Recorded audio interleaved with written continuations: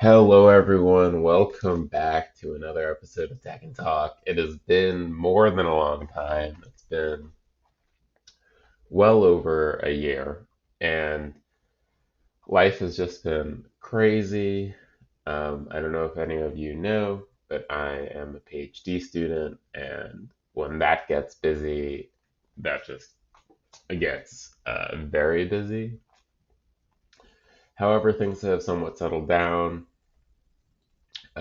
My passion for Tekken, especially after having a hand injury for over a year, has finally been restored, and it's never gone away. Of course, we kept up with the Evo tournaments the past 2 years. Of course, the big knee Evo championship with, I mean, just showing the world that Fang, showing a way to play Fang in this kind of hyper aggressive, while at the same time hyper defensive way was just kind of a revolutionary moment, I think, in Tekken 7, and I think we've seen a lot of play styles mimic that Fang gameplay, even through the various Kunimitsus we saw at Evo this year, where of course Arslan Ash was just absurdly dominant, as he continues to be. But really, the main thing that got me back excited and made me want to record another episode, and we'll see how kind of this show continues from here on, is the recent Tokyo Game Show that took place in Tokyo.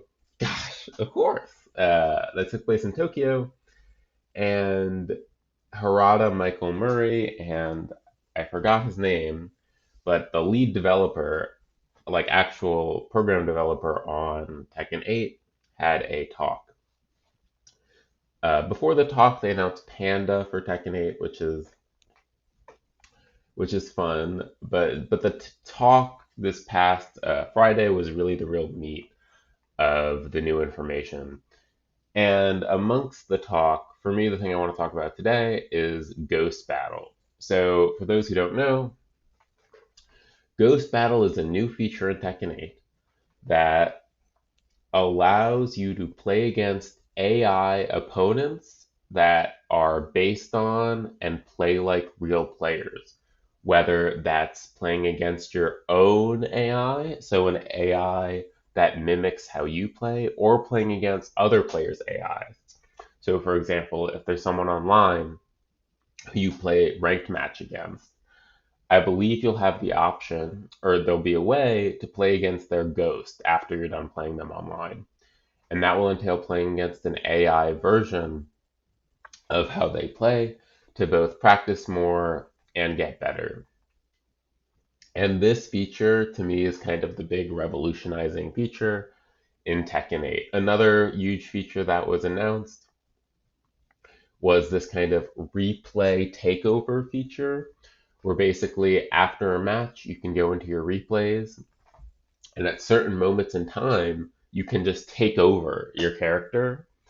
So this has huge implications for punishment training, movement training, throw break training, because at any time, if you made a mistake during the match, you can hop back into that moment and practice remedying that mistake.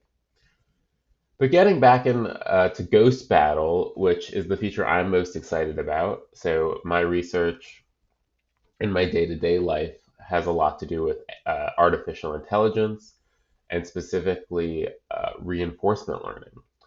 So reinforcement learning is a way for AI to learn new tasks or new skills or new behaviors. And it is in fact what was used to train the ghost AIs. So in the slides, they say that the ghost AI agents or opponents are trained using Q learning.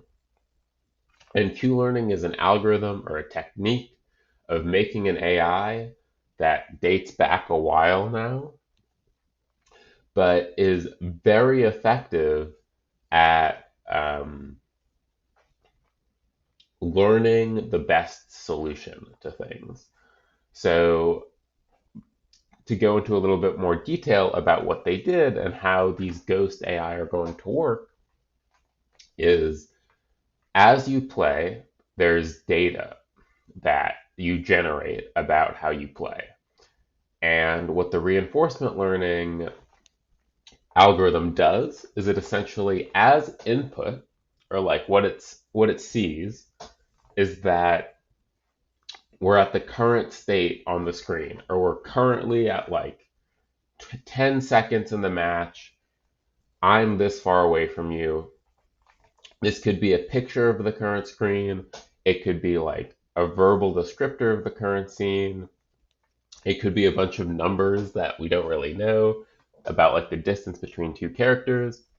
So it takes that information as input and it tries to choose an action or like a move combination that most resembles what you would have done in the past. And so the way it does that is when it does something with a high likelihood or a high probability that you would have also done, it gets some reward, some bonus, like +1 points. And when it does something that is very unlike something you would have done, it gets negative points, or like it gets, oh, bad job, don't do that again. And so what that means is the more you play, the more different behaviors that will emerge from this reinforcement learning ghost. So, for example, if I'm playing, uh, who is a good example, right? If I'm playing King and my entire move set is that I'm using excludes throws, so I'm never doing throws, then in principle, your ghost should also never do throws. Because if it did a throw, then that's something you wouldn't do. Whereas the second I start including throws, the way you can think about it is okay, I threw once. I threw once out of 10 moves. That means the chances are that the AI will, or that the ghost will throw is probably 1 out of 10. And the more you add layers and layers of different moves and different scenarios, the more nuanced and the more complicated the ghost will replicate your behavior. Now, note there's a ton of open questions that I have, and I'm sure many of you have, which is like, here's a basic one. Is it reading our inputs? Right? This is the age-old fighting game AI question. Is the ghost going to be able to block unseeable lows? If I train it well enough, because maybe I get lucky and block unseeable lows, is it going to be able to react on harder difficulties? Is there going to be a difficulty setting? Or is the ghost only as hard as the player is good? If that's the case, that's pretty exciting. Um, well, I mean, more options the better, but the idea being one of the biggest implications of this is can I go into the online leaderboards, find Knee's profile, or JDCR's profile, or Chikrin's profile, or Anakin's profile, click on their name, and say play Ghost? And when I do that, I believe the Tekken team, Harada and Michael Murray, are largely implying that that will be similar to how they play. In which case, this is a huge feature. The single biggest jump in improvement I've ever had, and I think many people would have had, is when you play a truly top player and you've never done that before. And you have this experience of, wow, this person is playing a different game. When I first played against Anakin online or fighting GM in person,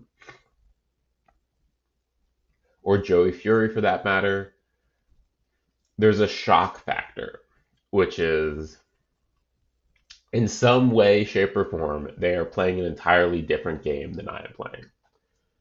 And once you get over that, it's very easy to see, okay, on the one hand, they're playing a different game, but on the other hand, it's still Tekken, and it's just about improving so much to be able to get to be able to really compete and understand the level of mind games at which they play. So the good news is, sure, they're playing a different game. It feels that way, but in reality, it's the same game, and improving to get there is possible. But once you know that, and once you just have a taste of how good you can be at this game, it's very easy to improve very quickly. So I'm imagining, okay, if I can play against the best players, ghosts in the world, you know, am I going to be able to get games if they're pretty accurate? No, but that's a really good avenue for learning, okay, what's best in different situations. Can I eventually start to get, I don't know, a 1 out of 2 record against some of these ghosts, or maybe even eventually start like competing with them? So that'll be a huge feature, I think, for the whole community, and very exciting and very fun to like.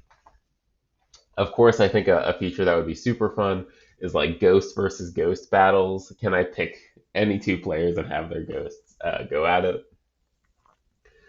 The other question, open question I want to quickly bring up about the ghost battles is just about the sense of time and the sense of history. So within a match, if the ghost is trying to mix me up, or I'm trying to mix the ghost up, how good is the memory? How does the memory work, right? Because in player versus player, human versus human matches, right?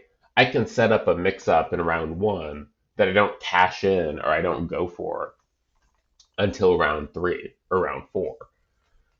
Does the ghost have that kind of capability? I think that'll be interesting to be seen. The other huge feature that's exciting about the ghost matches are that finally, Tekken AI will have good combos, which is one, it's interesting to see just from an AI point of view. Like, it's great to see that their AI is good enough to pick up on how to do combos. But two, how many times have you been playing against the Tekken AI, even if it's just for fun, and they do a big launcher and then nothing, and you're just like, this will never be fun, or never be as fun as playing against a person online, even if the connection's bad. Um, right, so I think that today we'll leave it at that. It's the first episode back, so I'll keep it relatively short. Next week, I might record another episode going over more Tekken 8 news, more speculation about ghost battles, any tournament updates. I would love to dive deeper into analyzing the past two Evo tournaments, as well as the TWT finals where I tiff butt. Just again, while dropping combos, just destroying everyone left and right. Naturally, I know that Tekken Talk also became the name of the main Tekken YouTube channel's podcast, so a name change may or may not be in order. But if you're a long-time listener or a first-time listener, thank you very much for tuning in on this returning episode, and we'll be in touch.